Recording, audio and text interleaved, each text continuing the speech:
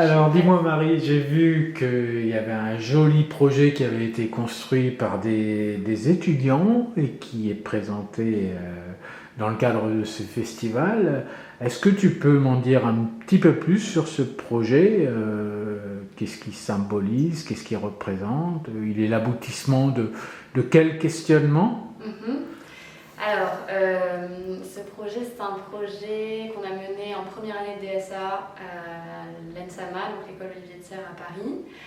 C'est un projet qu'on a mené sur 6 mois, donc qui a été accompagné par Nicolas Meyer, Géraldine Fourmont et notre prof d'atelier, Monsieur Masmonteil. Donc on a réfléchi sur la problématique du tiers-lieu. Donc on avait un lieu qui est basé à Fontenay-les-Bries, qui est une ancienne grange abandonnée dans laquelle on a tous implanté nos projets.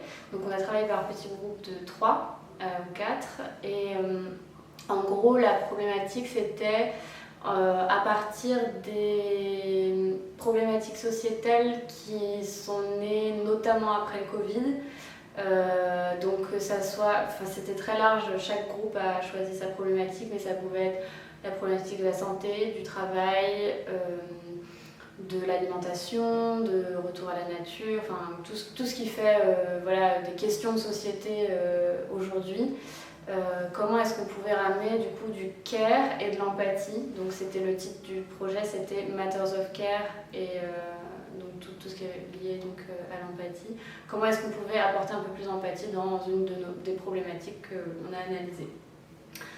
Donc voilà le projet. Est-ce que tu veux que je aille un peu plus loin? En fait, tu dis des petits groupes qui ont travaillé, Ouais. chacun avait une Ouais. thématique et vous l'avez projeté dans la construction d'une grange idéale ou d'une Voilà. ferme idéale. Comment ça Ouais. s'est passé en fait exactement? Alors en fait... Parce que moi je suis curieux, en Ouais. fait, je veux en savoir plus donc.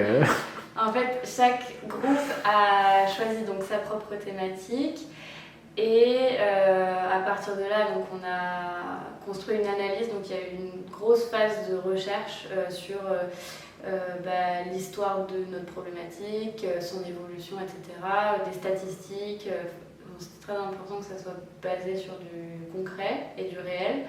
Et en fait, ce qu'on devait faire, c'était inventer un tiers-lieu. Donc un tiers-lieu, ça n'a pas vraiment de définition, mais c'est un lieu donc, entre la maison et le travail. Donc la maison étant le premier lieu, le travail le deuxième. On imagine que le tiers-lieu, c'est quelque chose qui est entre les deux. Mais chaque tiers-lieu a sa propre définition et chaque personne crée l'identité du lieu qu'il veut faire. Donc l'idée c'était que chaque groupe travaille à partir de sa problématique pour fabriquer un lieu qui puisse y répondre et qui puisse s'articuler autour de comment on apporte un peu plus de soins à des questions de société, etc. Donc il y a un groupe qui a travaillé sur l'alimentation. Il y a un groupe, nous on a travaillé sur le travail, le concept de travail, comment est-ce qu'on élargit comment est-ce qu'on rétrécit ou comment est-ce qu'on travaille autour de ne plus séparer le temps de travail avec le temps de loisir, mais comment est-ce qu'on regroupe ça ensemble, en fait comme à l'époque, puisque c'est la modernité qui a fait qu'on a séparé ces choses-là. Donc ça c'était notre problématique. Il y en a qui ont travaillé sur la problématique de la décélération, qui s'oppose du coup au capitalisme, à l'accélération des sociétés, etc. Il y a un groupe qui a travaillé sur la santé, le traitement, comment est-ce qu'on soigne et on accompagne des patients atteints d'un cancer. Donc voilà, c'était très large. Ok. Et chacun a, à partir de sa problématique, projeté les choses à partir du support de la ferme, Ouais, où vous avez fait à la fin une synthèse pour essayer de créer un lieu idéal dans lequel les différents aspects que vous avez traités seraient pris en compte simultanément. Non, du coup en fait on a fait, il y a 10 tiers-lieux imaginaires, idéaux, différents. En fait, c'est comme 10 possibilités d'aménager ce lieu pour répondre à une problématique, mais on n'a pas tout mêlé ensemble parce que c'était pas possible. Donc il y a 10 tiers-lieux D'accord. imaginaires.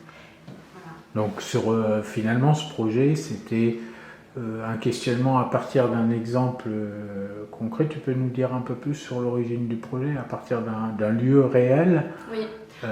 En gros, c'est une grange qui date du début 20e, qui est très classique, donc en longueur. Je ne sais plus exactement combien de mètres carrés elle fait, mais ça doit être... je vais dire une bêtise, donc je vais rien dire. C'est une grange qui s'étale sur la longueur, avec, donc qui se base à Fontenay-les-Brie, dans le parc de la Vallée de Chevreuse, avec une ouverture de type genre une grande porte, quelques fenêtres et puis une quinzaine de fermes, donc la charpente apparente, quoi, et un tout petit jardin. Donc c'est un lieu qui est complètement abandonné, et en fait la ville a lancé un appel à projet sur des porteurs de projets de tiers-lieux pour voir qu'est-ce qu'on pourrait en faire. Et à partir de là, nous on a travaillé sur cette demande-là. Mais aussi autour de la problématique du care, donc c'était comme un prétexte pour pouvoir pousser cette recherche-là. Et c'est un lieu un peu challenging parce que il est tout en longueur, enfin, il y a toute la charpente à traiter qui est très ancienne, donc on ne peut pas faire n'importe quoi. Et puis la question de l'ouverture, enfin, est-ce qu'on crée autre chose, parce que voilà, une seule porte peut-être ça suffit pas, comment on travaille avec le jardin, comment on travaille avec la ville aussi, avec ce qu'il y a déjà, avec ce qui manque, avec ce qu'on... Voilà, avec les habitants aussi, parce qu'un tiers-lieu c'est quelque chose qui se fabrique avec les gens qui autour. Oui, et justement à ce niveau-là, vous en tant qu'étudiant, vous avez rencontré les habitants. Alors, je prends par exemple le cas du travail, puisque toi, tu as travaillé sur cette thématique. Vous avez travaillé avec des groupes d'habitants pour construire le projet que vous avez proposé à la fin, ou comment ça s'est passé? Moi, je dirais qu'on n'a pas assez travaillé avec les habitants. On a été sur place déjà une fois, ce qui est pas mal, puisque c'est compliqué de faire une sortie quand on est dans une école, l'administration, etc. Mais on a déjà été sur place une fois, on a pris la température du bourg, de l'endroit. À l'occasion de cette sortie, on a pu rencontrer, mais c'était vraiment par hasard, enfin, des passants, voilà. Mais on a beaucoup travaillé avec en fait, des archives, on travaille avec le PLU, on regarde beaucoup sur internet ce qui se fait, etc. Mais c'est vrai que ça a manqué d'un peu d'humain, quoi, enfin, de rencontres en chair et en os. Mais bon, on ne peut pas tout faire. Le seul truc qui était un petit peu plus personnel, peut-être, c'était qu'on s'est inscrit sur le groupe Facebook de Fontenay-les-Brie. Et donc voilà, on voyait un peu les petits posts des gens. Et on a quand même l'impression, à travers ça, on a senti qu'il y avait quand même une communauté à Fontenay-les-Brie, de gens assez soudés. Enfin, il y a des publications de demandes d'aide, ou choses comme ça. Donc ça, c'était assez chouette. Après, ce qu'on a fait, c'est des statistiques aussi. On a fait des questionnaires et on les a envoyés, mais pas spécialement aux habitants de Fontenay. Mais on a essayé d'ancrer le plus possible notre recherche dans le réel. Voilà. Dans la mesure du possible. Et à partir de cette expérience, parce que j'ai bien aimé ta définition, je crois que tu es d'ailleurs tu es la dernière à faire cette interview, mais je crois que tu es la première à finalement reposer la question de c'est quoi un tiers-lieu. J'ai bien aimé l'intermédiaire, enfin, c'est pas l'intermédiaire, c'est quelque chose entre la maison et entre le travail. Et donc tu as travaillé. Alors j'avais deux petites questions en fait à partir de cette expérience. Toi, comment tu reverrais un peu si tu devais demain accompagner un collectif ou répondre à justement une question, comment transformer un lieu en support d'un collectif, comment tu verrais les choses? Et puis la deuxième question, alors là je vais peut-être t'embêter, mais à partir de cette expérience-là, comment tu vois toi demain le travail? Alors, par rapport à comment est-ce qu'on pourrait créer un lieu pour un collectif, j'ai pas mal réfléchi justement après ce projet-là.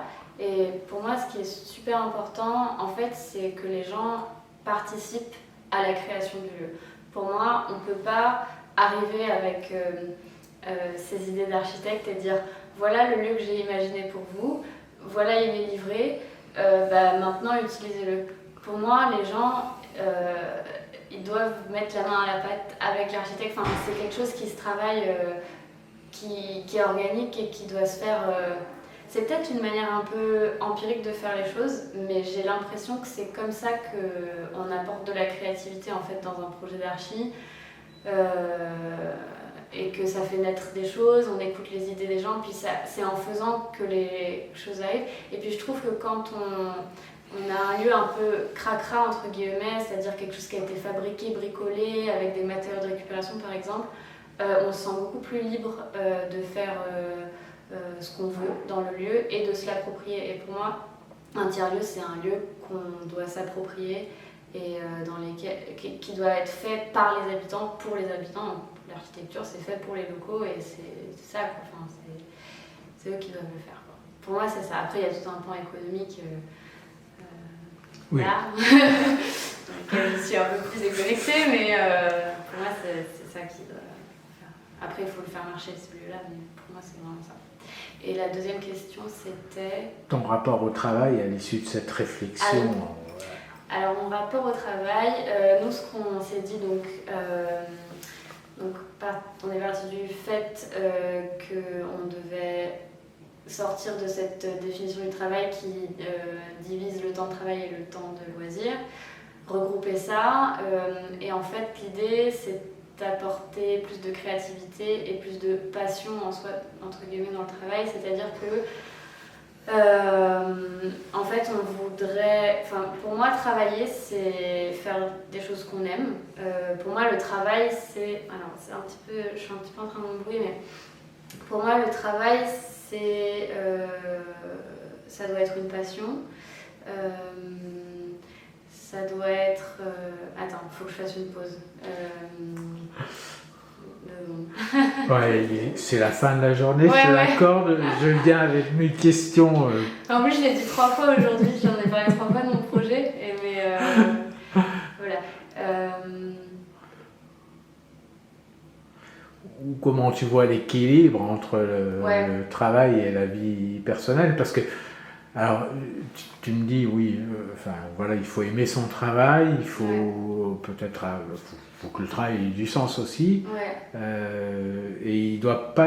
Alors, ce que j'ai retenu là dans ce que tu disais précédemment, c'est essayer de diminuer, de rompre un peu la coupure, la séparation entre travail et vie perso, loisir, avec le risque. Après, c'est qu'on ne sache plus où on habite, si on habite au travail ou si on habite dans notre tête. Hein. Je ne parle pas dans la réalité physique, mais, oui, c'est vrai que c'est un des risques. Comment on arbitre, comment on trouve l'équilibre entre effectivement le fait que le travail, c'est une activité à part entière, au même titre que les loisirs et autres, qui nous construit et qu'on construit aussi. Enfin, c'est une activité créatrice. Et en même temps, il ne faut pas non plus qu'on perde... comment on trouve cet équilibre entre ça et le fait que finalement, ça peut être aussi très envahissant. Oui, tout à fait. Oui, c'est ça. Alors, je pense qu'il y a à séparer aussi...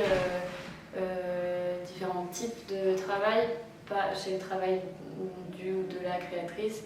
Il y a un peu cette idée que tout est mêlé et que chez soi on a des post-it avec des idées, des croquis, des machins parce qu'on va tout le temps y penser. Moi je pense qu'on est dans une société où on a de plus en plus tendance et intérêt à se diriger vers des boulots qui ont du sens, de travail de la terre, des choses comme ça.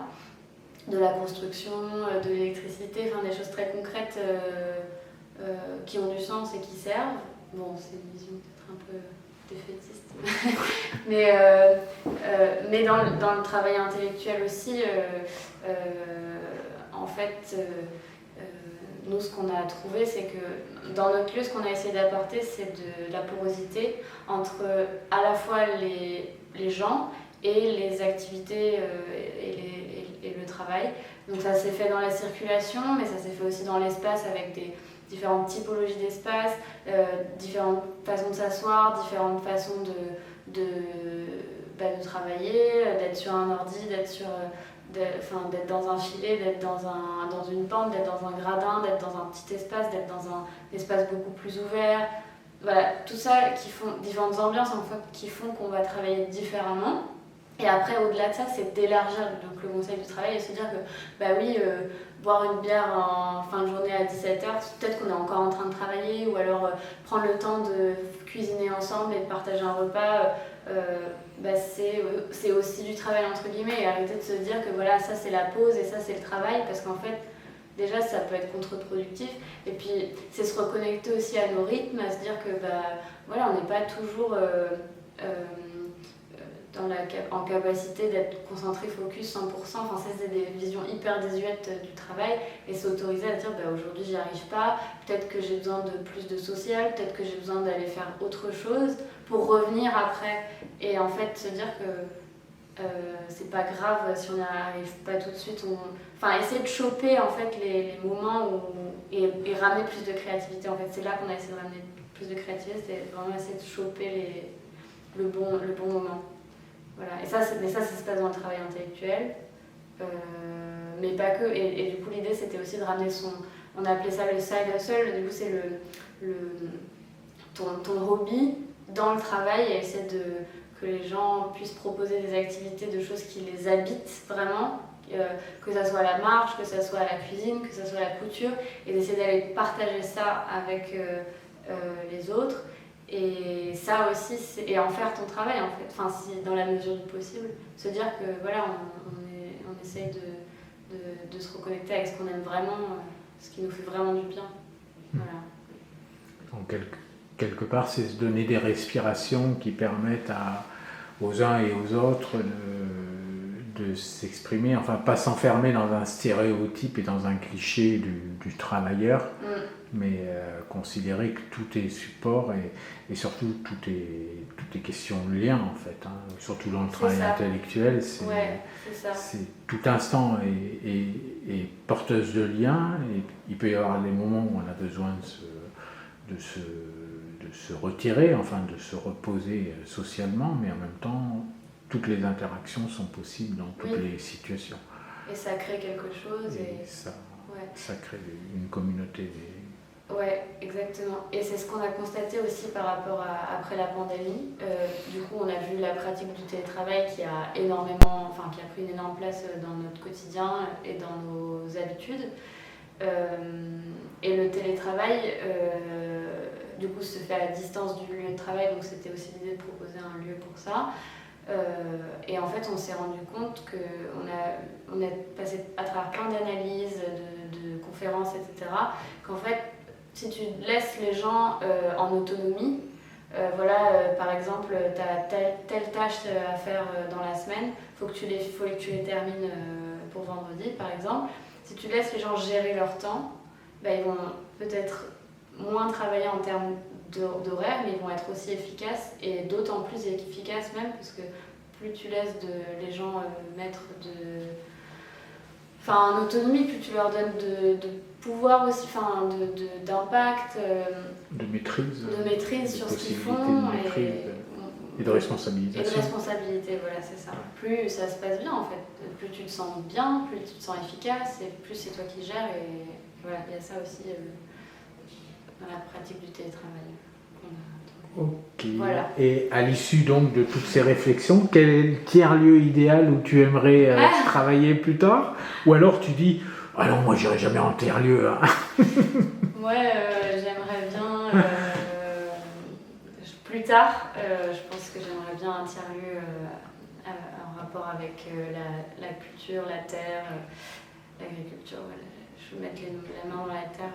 Voilà, c'est ça que je me vois faire dans 10 ans, quoi. D'accord. Ouais. Donc ça sera...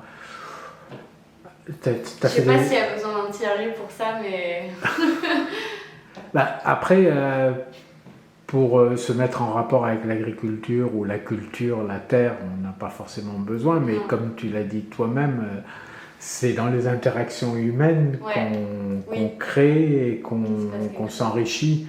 Et c'est dans ces interactions-là, cette découverte-là, il ne faut peut-être pas la faire en solitaire. Enfin, il y a des morceaux qu'on peut faire en solitaire, mais il y a des choses qu'il faut qu'on fasse ensemble. Ok, écoute, je te souhaite plein de bonnes choses pour la suite. Merci. Je souhaite que, j'espère aussi que votre travail donnera des idées aux habitants de Fleury, pour leur permettre peut-être aussi de s'approprier les choses, et puis si ce n'est de s'approprier, mais que ça peut être une étincelle, parce que comme tu l'as dit toi-même, c'est à eux de porter le projet, c'est pas vous êtes des facilitateurs, des animateurs potentiellement, mais après, c'est à eux d'avoir envie d'en faire quelque chose, et ça doit répondre à leurs envies. Voilà, mais on verra bien, Dans un an peut-être on parlera des suites du projet. Oui, j'espère, de toute façon il y a vraiment un appel à projet sur cette grange, donc il va se passer quelque chose, je pense. Ils ont déjà fait lancé un projet de restaurant, café-restaurant, bal populaire en face, donc il y a déjà des choses qui vont se passer, donc je pense que ça va pas tarder. Ok. J'espère. Et on verra. Merci. De rien. Et puis à bientôt, peut-être à l'année prochaine. Ouais.